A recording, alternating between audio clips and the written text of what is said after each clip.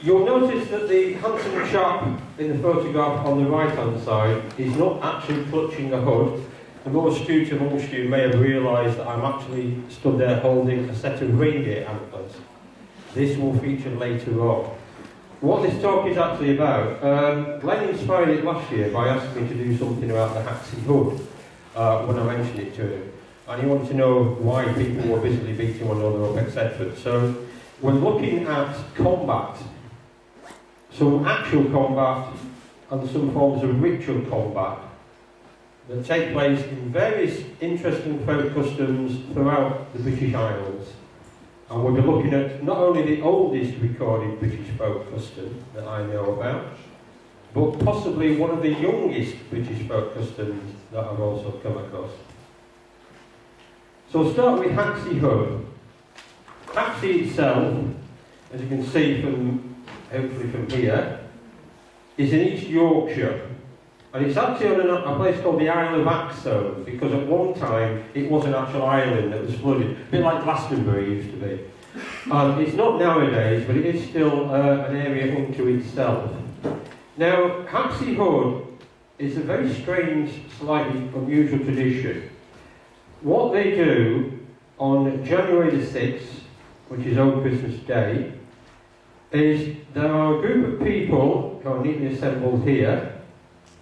The gentleman here with the flowers on his hat and clutching a wand is known as the Lord of the Hood, or King Boggin. He is assisted by 11 other Boggins, who are the gentlemen wearing red in various traditions, and the Fool, who is this guy here, that's seen at the top. The HH, as you'll have gathered, stands for Haxey hood. Now, the hood itself is not a hood per se. You can see the Fool is holding, in this picture here, the actual hood, and that's the actual hood there. The hood consists of a piece of rope bound in leather and sealed in leather. That is the actual hood. I say the actual hood because on the day they actually compete for 3 hoods. Before the hood is competed for, there are 2 sway hoods. And these are rope wrapped in sacking. They're called the sway, I'll come to that in a minute. But what happens prior to the whole event kicking off, sway and everything, is the Fool gives a narration based on the old market cloth. Now, you may just be able to see that in the background there's somebody waving feathers and there is smoke. What they do, whilst the Fool is giving his talk about how the event is actually going to happen, there's an event that takes place called Smoking the Fool. And what they do is they light some damp straw behind the Fool, which is here, and they smoke him. And hopefully the Fool concludes his talk before he gets choked by smoke. But there used to be a variance on this, because what they used to do at one time was either smoke the Fool, or the day after Haxey hood, they actually hung the Fool from a tree. Not literally, they suspended him from it, but they used to smoke the Fool by lighting the straw underneath the Fool so that the straw came up as he swayed gently to and fro in the breeze. The reason this stopped was that in 1956 somebody got a bit too enthusiastic and didn't use damp straw, and the Fool actually caught fire, or rather his trousers caught fire. They managed to beat them out and save the Fool. But after that, it was decided from 1957 to the present day that maybe it's not a good idea to hang the poor Fool. So nowadays, what they do is they do this. They light it behind him and push it towards him. So, that is a sway hood. You can see that it's made of sacking. What happens is that 2 teams, one from Haxey and one from the neighbouring village, compete to get the actual hood into one of the pubs in either of the villages. The hood is out of play as soon as it actually is touched by the landlord of the pub. You can see in this photograph, that's the landlord there. and he's desperately trying to get hold of the hood. Now, Haxey Hood is unusual in that it's the only one of this type of event that effectively has referees. That's the Lord Boggin and the Boggins. Because when the fool gives his talk, in the conclusion, he actually mentions in the talk, it's a bit foolish, that they've killed 2.5 bullocks for the feast, for the event. Half a bullock's still running around the field and you can have it if you want it. But the famous phrase that he uses at the end of his talk, which is always quoted in folklore, is, it's house against house, town against town. If thou meets a man, knock him down, but don't hurt him. And that's what the Boggins are there for. You can see that they're there to stop any real physical damage being done to people. Because the actual crush, what's going on here, the hood can be thrown, it can be passed, but as soon as it's touched, it's out of play. That's called the sway. It's not a screw, it's a sway. And the sway moves backwards and forwards over the field. It can take hours. The actual competing for the field starts at 3 o'clock in the afternoon usually. It can go on as late as 10 o'clock at night because it has to be passed into the pub. Now, interestingly, what they used to do, what they don't do now, when the pub got it, each pub in the area has got a little bracket that they can put the real hood on. They used to actually baste it in beer and then roast it briefly, because they didn't want to set fire to it like the poor fool, and then put it over the relevant pub. And they keep it until the next year. So, what are they up to? Well, the story that is told as to explain this is the legend from allegedly from the 13th century, that Lady Mowbray, the lady of the manor, was out for a ride on her horse. A gust of wind blew her scarlet hood off into a nearby field in which there were 13 labourers. I put 12, actually there's supposed to be 13 of them. They all scrambled to get the hood back to her because they knew they'd get a reward off her if they did do. One man managed to catch it, he held it, but he was so shy and bashful that he didn't want to give it to her, therefore he became the fool. A much more bolder man took it off him, ran up and presented it to her, and he became the lord of the hood.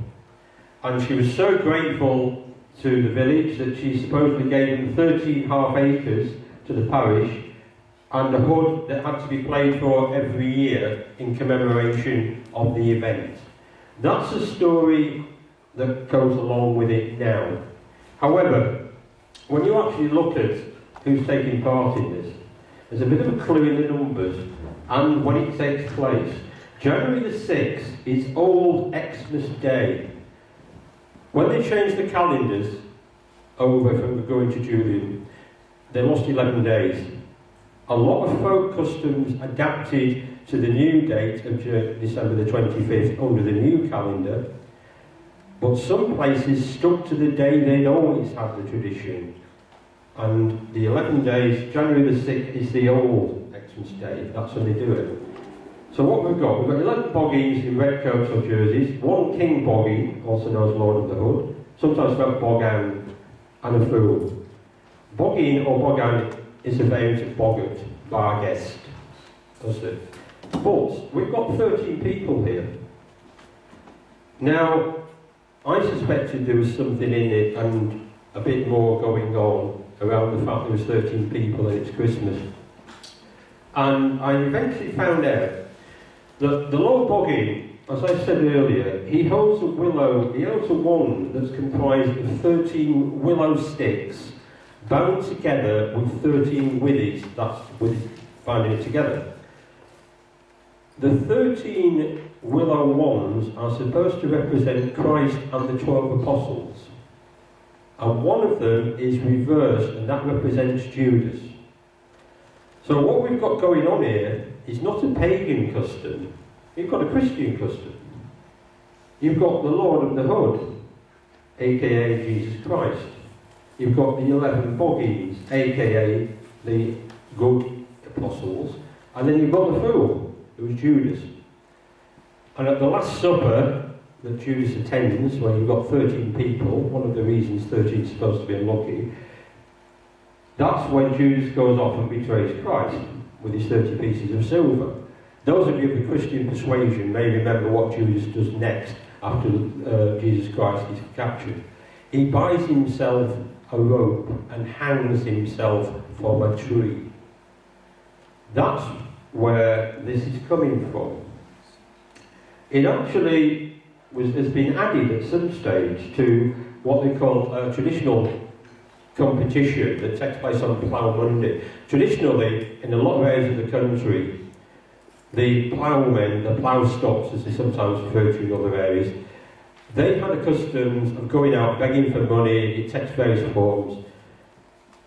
Ritual combat in the form of, in this instance, using a rope and a hood, which is unusual, it doesn't happen that way anywhere else, gives an opportunity for getting off steam between the two halves, or in this case the two villages. Because two things that British are famous for, amongst many other things, is fighting and getting drunk. We're renowned around the world for both. So when it comes to our folk customs, needs to say, we've incorporated them in both. In this one, as I said, it's unusual. They brought in the 13 characters to act as referees. So people don't actually get really physically hurt too much. You can, it's not something for the faint-hearted. And it's not something for the infirm, the elderly, because you've seen that sway. Bows can get cracked, roofs can get cracked if you're not careful. That's what the boggins are there for. But it does take place across muddy fields. So that's actually hood. Now we come to another version. And I apologise in advance to anybody from that area as to how I'm going to pronounce the name, because that's how it's spelled. Now, as far as I know, it's actually pronounced Jedid. Jedid Bar. Jedid board game. And no doubt somebody will correct me with my pronunciation. This actually takes place on 2 days. February the 2nd, and I forgot to put the second one in, but it takes place twice because they enjoy it so much. What it comprises of nowadays is the uppies and doonies competing to hurl a ball, which is that there. It looks like a cricket ball, but it's bigger. Now, the explanation is originally, after one of the border battles, the Battle of Ferniehurst Castle in 1704, the Scots who were victorious allegedly played football with an Englishman's head, something they probably still would like to do nowadays. And obviously enjoyed it so much they did it twice. It then developed into a football match, and the uppies and doonies, the people who lived in the upper part of the town, took part against the downies, people who lived in the bottom part of the town. There are goals, which are actually ancient crosses and posts, which they have to get the ball nowadays and touch it, because it was decided after a lot of complaints. You find a theme running throughout a lot of these folk customs that the people in authority and the better class of people don't really like the peasants enjoying themselves or beating one another up, or more particularly doing damage to their property whilst beating one another up and having a good time. So the football was deemed to be too violent, and the fact they were kicking a football through the streets and thrashing it, they thought, no, we don't want that. So it was changed instead to this ball. As you can see from this guy on the right-hand side, it is still violent. It didn't get rid of all the things. You've not got any referees on this one. However, interestingly, for the ball game, the one thing you are not allowed to do whilst using the ball is to kick it. You can throw it, you can pass it, you can toss it from one to the other. As here, you can scramble for it. You're allowed to hide it and run with it, but that's a bit frowned upon. But the one thing you're not allowed to do is kick it. If you kick it, you've got to start again. This is the photograph of the 1955 game, and you can see just how many people can actually pile up on top of one another in the course of this match. I don't know if you can make it out of the photograph, but that is where the ball is there, with something clutching it. This here is everybody piling on top of one another to get over it. So if you're the person underneath that lot, you will know about it. So that's a Jeddah game. Again, two sides competing against one another to score points, getting pubs, hence the drink.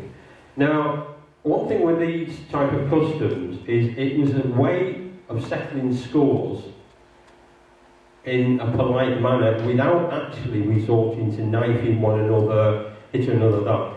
You could take it out in a healthy manner by clobbering your opponents from the village if you got a mistake. This is the opportunity. It gets the steam away. This is what a lot of these customs are actually about. It's relief, and also they were collecting money usually as well, so it's a way, in the days when you weren't getting paid a regular wage, it was a way for the labouring classes to actually get paid, or in the case of the townspeople, the poorer people, if you find the apprentices used to do a lot of them and stuff, people who only collect money while doing it.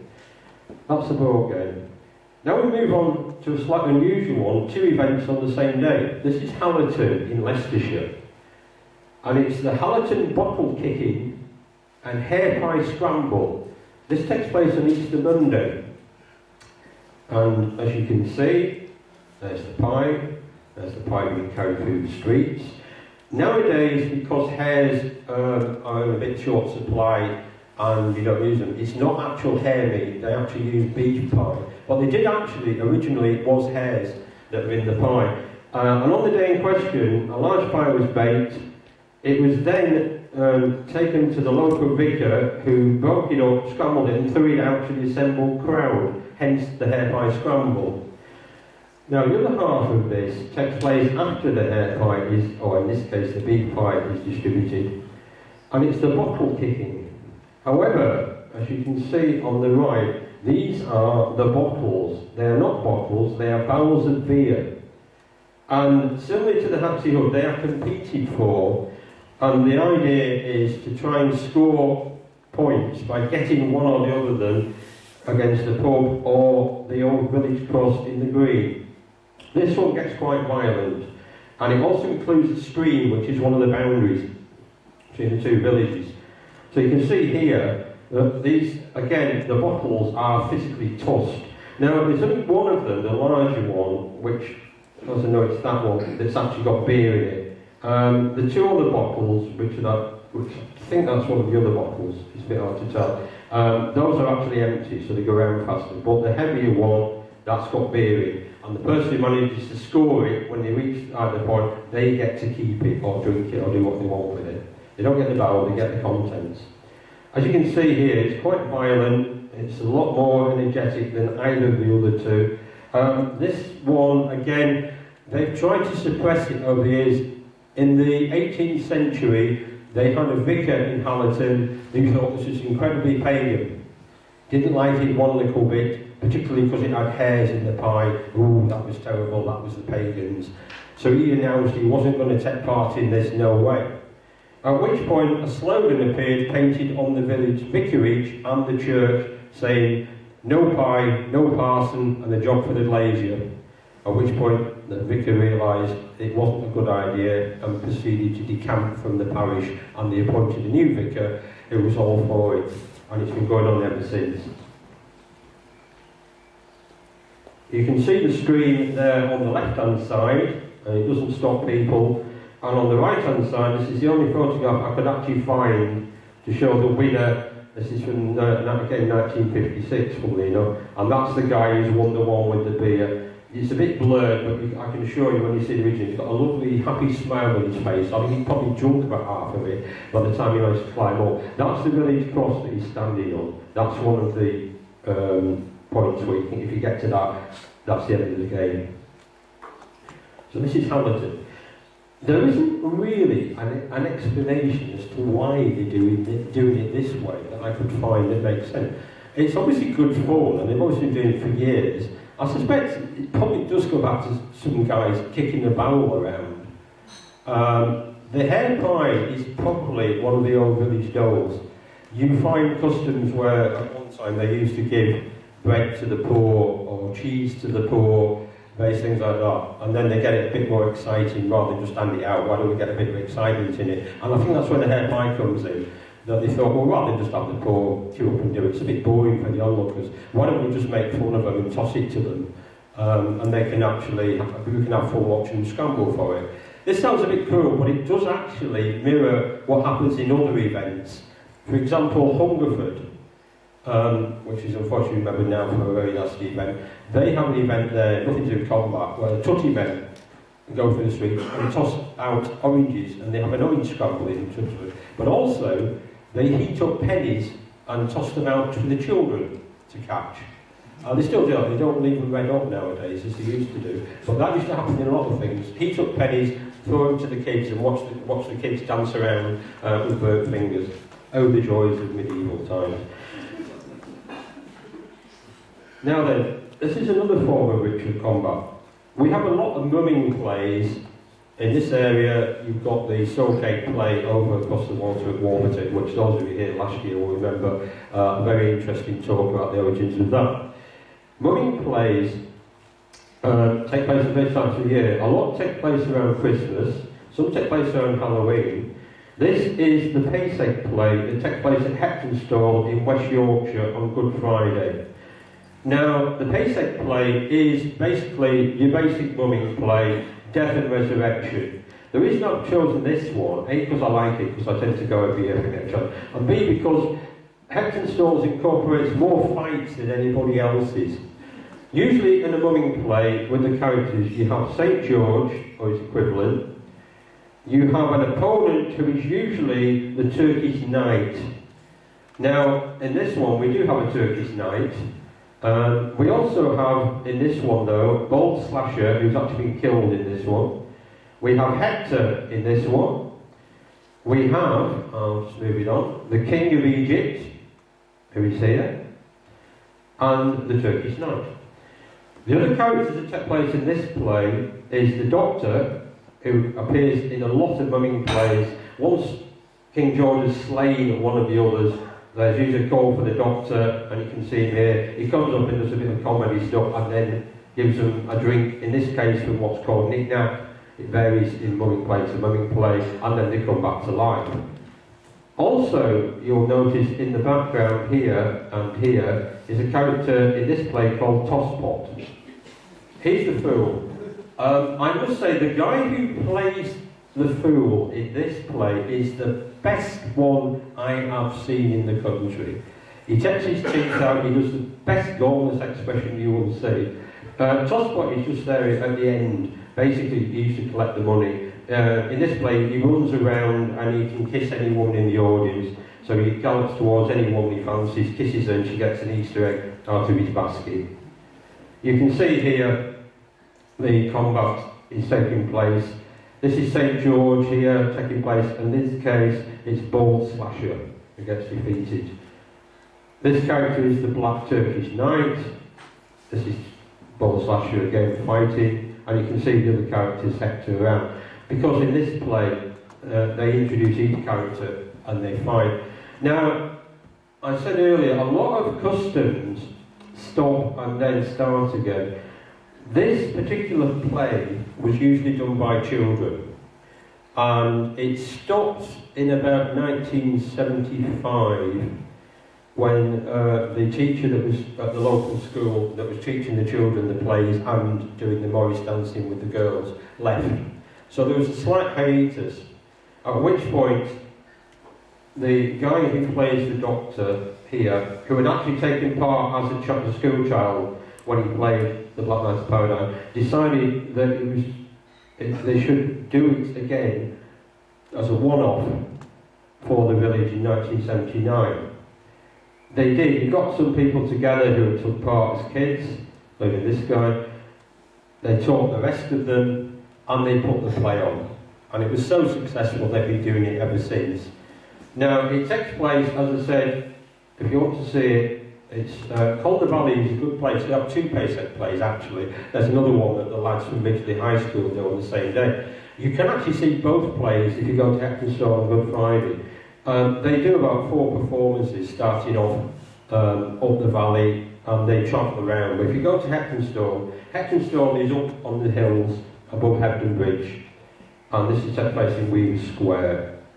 And if you go there for the 4 o'clock performance, you can actually see both plays, because the Midgley lads go up and down the valley, and then they perform both plays together, which is so unusual. It's unusual to get to see 2 separate versions of the same play in the same place. Well worth going along, good laugh. Because these have been playing it for so long now, they are really professional players, and it's a really good day out. The other character, which I didn't really get a good shot, is interlocutor who comes on and introduces all the others. Now we come to Britain's oldest recorded custom, which is the Abbots Bromley Horn Dance. This takes place on the first Monday after the second Sunday in September, which is the village feast at Abbots Bromley. This shot here is inside the Church of St Nicholas, which is the parish church of Abbots Bromley. These empty stands here are where the reindeer heads, which take place in the horn dance, are normally kept throughout the year until they're used. It's the old lady chapel of the parish church. So they're actually kept within the church. And you can't quite make it out, there's actually remains of an old hobby horse there as well.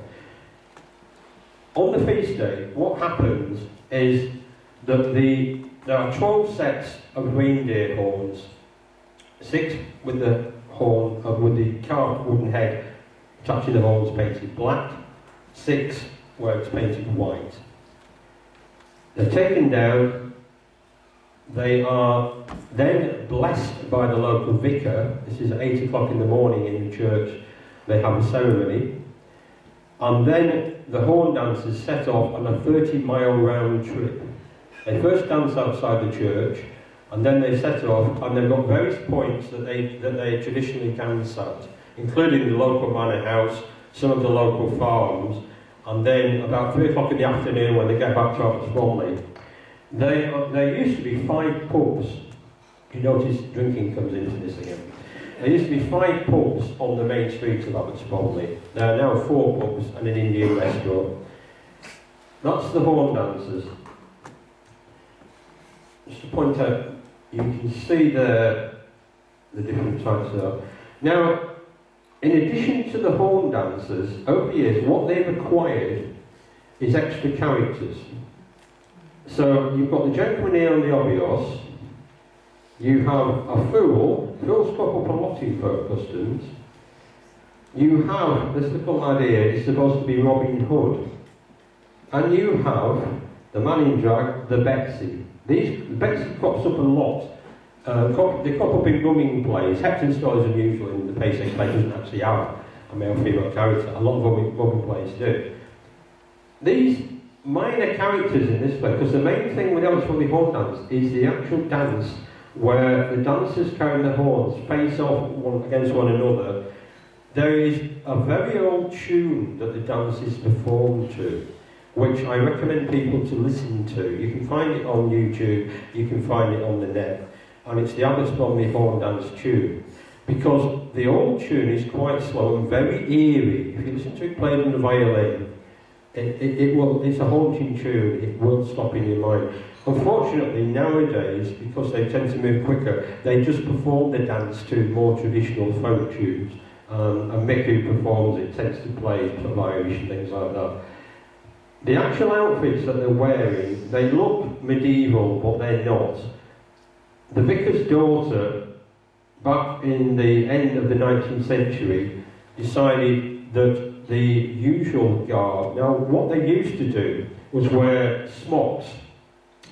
They were just the normal labourer's smocks, covered in rags and tattered pieces of paper. This is a very old form of mumming display, and Morris dancers used to do that. There is still a set in Gloucestershire, Marsfield mummers, whose outfit still consists of that style. But the vicar's daughter decided that she wanted a different one, so she actually made up this type of medieval costume, and they've used it ever since. They've replaced it. This is actually the 3rd replacement that was paid for by the money that they earn. So that's why they look the way they do. That's the actual dance. Now, you can see it's an interesting village. The pub is called the Goat's Head. Nice pagan name. In this one, you can see them circling in the dance, and in this one on the right, they're facing. What they do, they circle round in a sort of sinuous in and out motion, and then the two halves come together, they pretend to lock horns, and they back off again, and they come back and forth, and then they circle around again. The minor characters here, Robin Hood, the obvious just dances around the outside. Robin Hood pretends to fire his bow and arrows, and so he's killing the actual horn dancers, but they don't fall down dead. They perform this all the way through the village. Obviously, they get in at 3 o'clock, they go in each pub, they put the horn dance down and then come out again. So they finish eventually at 8:30 at night when the horns are put back in the village church, and there is another ceremony, a blessing to put them back in the church. By which stage they are quite well refreshed, as you can imagine. Now, people who go to visit us, I've been going for 30 years. And when I first started going, I mean, the horn dance is the oldest recorded English folk custom. I say the oldest recorded, it's the oldest one that we know definitely when it's mentioned. A lot of books will tell you that it dates from the 17th century, that the earliest record, because a guy called Robert Plot wrote his History of Staffordshire, and he mentions it in there. He says that originally it took place on the 12th night, and a lot of folklore books will tell you no, it was originally a 12th night done in winter thing. However, that's not what he says. He says he was told that when he went to the beach. He didn't see it being performed at that time. I suspect it's wrong, because we know from the history of Abbots Bromley that was written in the late 90s, the horn dance is mentioned in a lease of the 13th century, and it is mentioned there that the villagers of Abbots Bromley must perform this dance, and it's linked to their right to gather wood from the nearby Barton and Ewood forest. So they had to perform the dance, and they actually, I should have mentioned earlier, having performed it on this day, they actually performed it on the Saturday after the Monday in Lichfield. But they don't perform it with the same set of horns. They actually have 2 sets of antlers. And whenever they're performing outside of Abbots Bromley, they use the spare set. They will not allow, the ones that are kept in the parish church are not allowed to be used outside the village under any circumstances. They have another set. It's a very interesting place, Abbots Bromley. Nowadays it's a dormitory town for Burton-on-Trent. But it's got a lot, as you can see from the pub in the background, a lot of old timber buildings. There's actually a market cross just off to the left there. I don't think I've got another picture of it. No, I haven't. But when I first went, I was sitting with a group of pagans in the Goat's Head, and a guy approached us and said, "If can any of you lot read runes?" And the guy was said, "Yeah, I do." Why? He said, "Well, I'm a mason." So we said, "What lodge are you in?" He said, "No, I'm actually a stonemason." And he said, "I do a lot of repair work on the roofs of the houses, and I've noticed that on the gable ends and on the house roofs, there's these runes carved, linked together, and they're on the church as well, but I don't know what they mean." He said, "They're not mason's marks." Our guy said, "Can you draw them?" And when he did it, he said, "Yes, what those are, they're runes of protection, and they're protection against lightning, or just general protection on the houses." And obviously, these are quite old runes. He said that over the years they've been restored, but they're there. And he said they're hidden, because unless you go on the rooms, you wouldn't know they were there. So it's an interesting little village, lots of pagan stuff, and I do suspect, I mean, people ramble on about folk customs being pagan. Most of them aren't, and most of them, like Haxie Hunt, are actually Christian, or the ones that the Victorians mucked about with. This one, I suspect, is genuinely a pagan custom, because the time of year when this happens is the season for the rutting of the deer.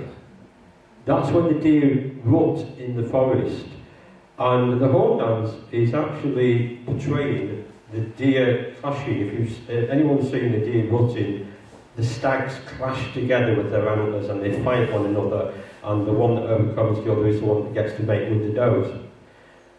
What you're getting here, I think, originally is genuine dance to try and it was probably either to encourage the deer or to encourage a good festival. Because at one time it was thought that these antlers, these are reindeer antlers, these are not deer antlers, they are, well, they're not English deer antlers, as was thought, they are reindeer antlers. It was thought that the antlers had been brought back by the lord of the manor when he went on the grand tour in the 18th century, because that's what he did if you were a rich man's son in them days. You went off, you didn't have a gap year, you could have a gap decade because you could afford it. You went round, you come back with your own antiquities, your mummy in a box, and your set of antlers. However, one of the antlers, because they will not let them out of the village, people had not been able to carve and date them. But one of the antlers broke, one of the sets broke, and it had to be repaired. So the opportunity was taken to carve and date the bit that had chipped off. And to the amazement of the people who did it, because they were expecting a date from the 18th century, it dated back to the 11th century, which is the 1000s. Now, interestingly, in the 11th century, we still had wild reindeer in this country. None of the other 11 have ever been carbon dated, so whether they are later or the same thing, I don't know. If, on the assumption that these are all from the same day, that means that all 12 would come from the 11th century, and we still had wild reindeer in this country in those days. We know they were doing the dance in the 12th century, 200 years later, so it's entirely possible that these are actual British wild reindeer antlers originally that have been used ever since. And so it's definitely the oldest folk custom in the country. There is nothing else like it in Great Britain, and there is nothing else like it abroad. There are other folk customs on the continent that involve horns, but none of them involve anything like this. Now we come to the newest folk custom, or one of the newest that I'm aware of. Most of you won't know I've seen this one. This takes place in Marsden in West Yorkshire, and it takes place around the 2nd of February, which is the pagan feast of Imbolc. I say around there because it's not always on the same day, they tend to use the Saturday nearest to it. This has been going since 1996, so it's just over 20 years old. What happened, I should explain for people who don't know Marsden. Marsden itself has another custom. Every county traditionally has a village where all the other villages look down on them and regard them as village idiots. The most famous one is Gotham, and not Gotham where Batman comes from, but Gotham in Nottinghamshire, the wise men of Gotham. And they always tell these stories about how stupid they are. And one of the stories that's told in each county, and Marsden is the one in West Yorkshire, is about the fact that they believe that the cuckoo heralds the coming of spring. So when you hear the first cuckoo, that's spring, and that the villagers, being so stupid, think if we can build a wall around the cuckoo, it'll be spring forever. So they build a wall. Unfortunately, they build a wall and they top it off, but they don't put a roof over it, and the cuckoo flies away. And the villagers then say, well, we'd have kept it if we just built it a few layers higher, it'd have been spring forever. Marsden people are traditionally known as Marsden cuckoos, and they have a feast every April where they celebrate their name now that they live up to. At one time, that was a fighting name. If somebody called you a Marsden cuckoo and you were from Marsden, you went and hit them. Again, the fighting connection, because it was usually poor. Nowadays, they dress up as cuckoos. They have a big phallic symbol cuckoo that the local Morris sign runs through the streets with, and the kids dress as cuckoos. But that's in spring. They wanted something to do in the winter time. So in '96, some of the local volunteers from the local nature reserves, they decided that they would have a fire festival. Now the first one in '96 was nothing like what's happening now. In '96 they just had a stroll through the local forest, and they had people juggling with fires, and they had fire eaters and people on stilts. But it was so popular that they said, oh, let's do that again.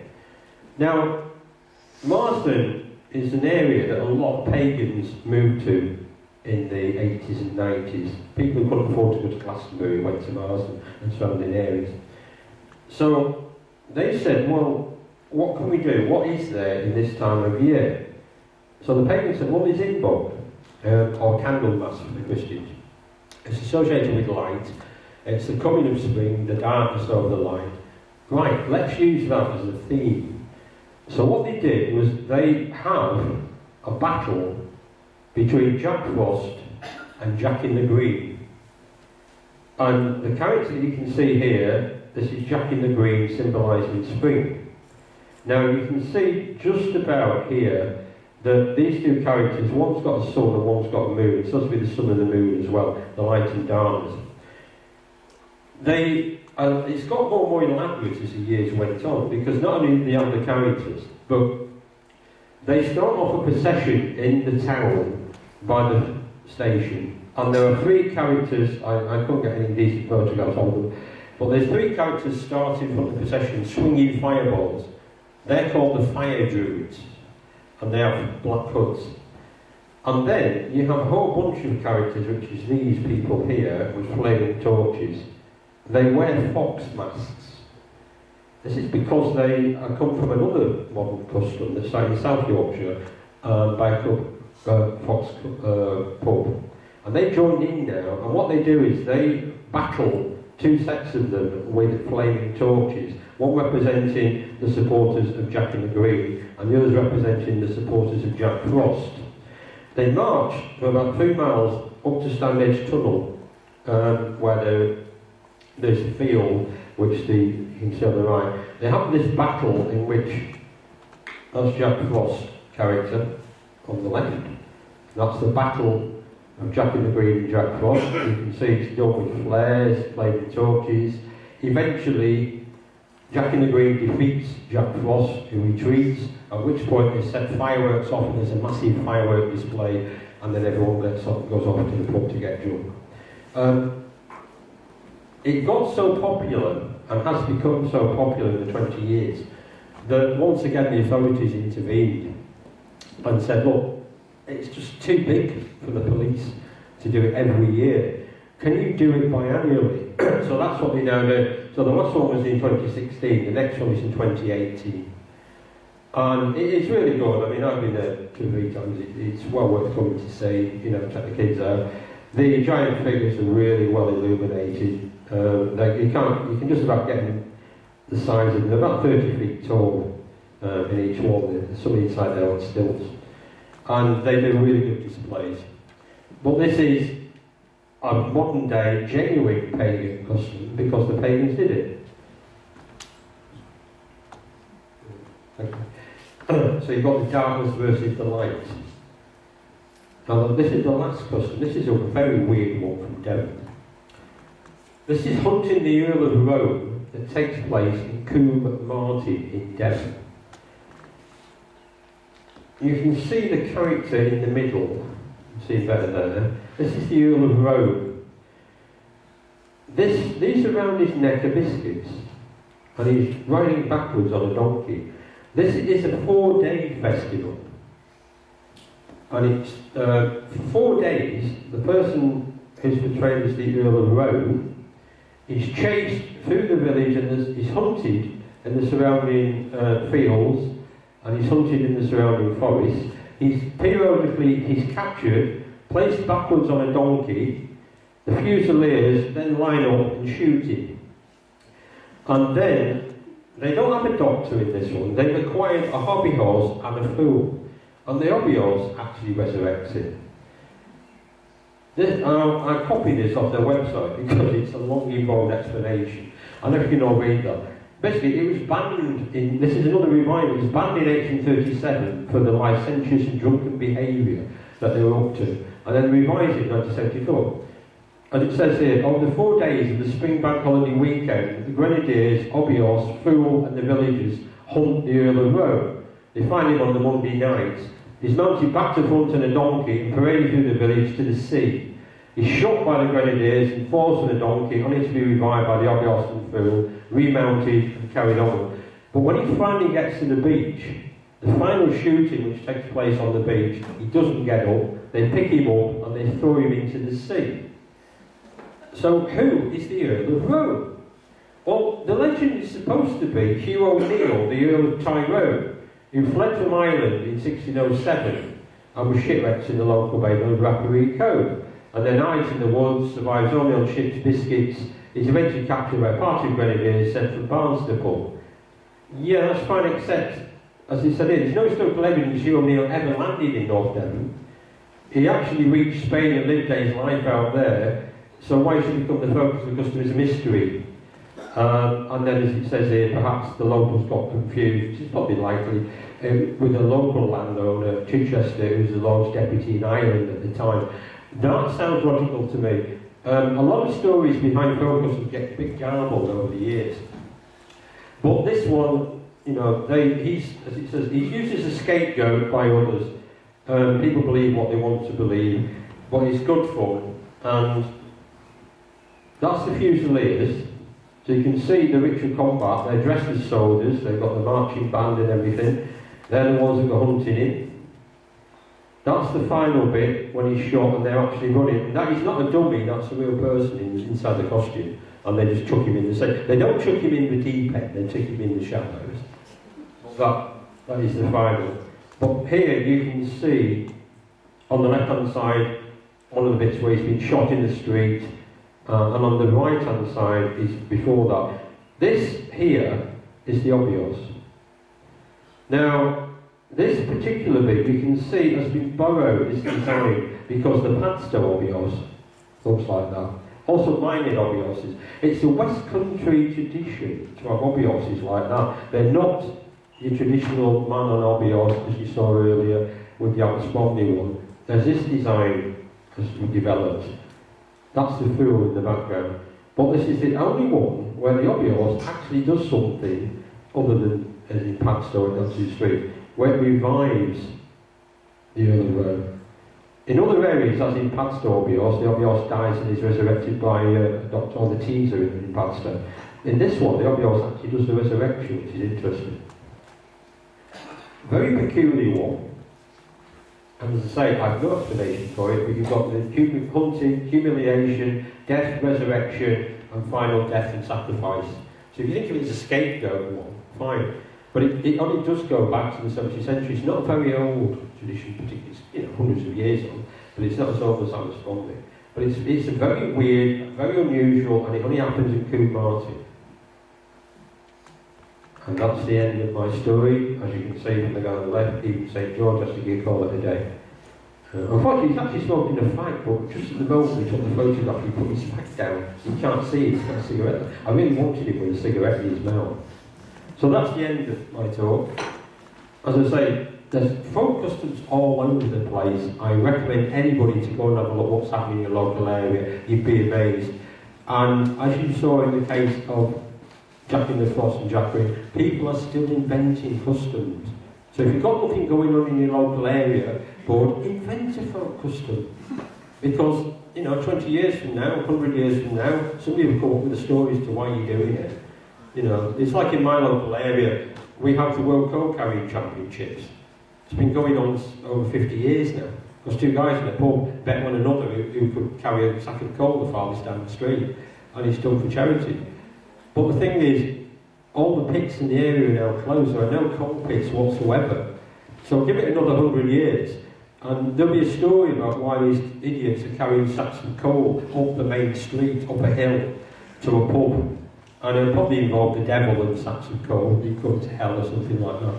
Anyway, that's the end of my talk. Thank you very much.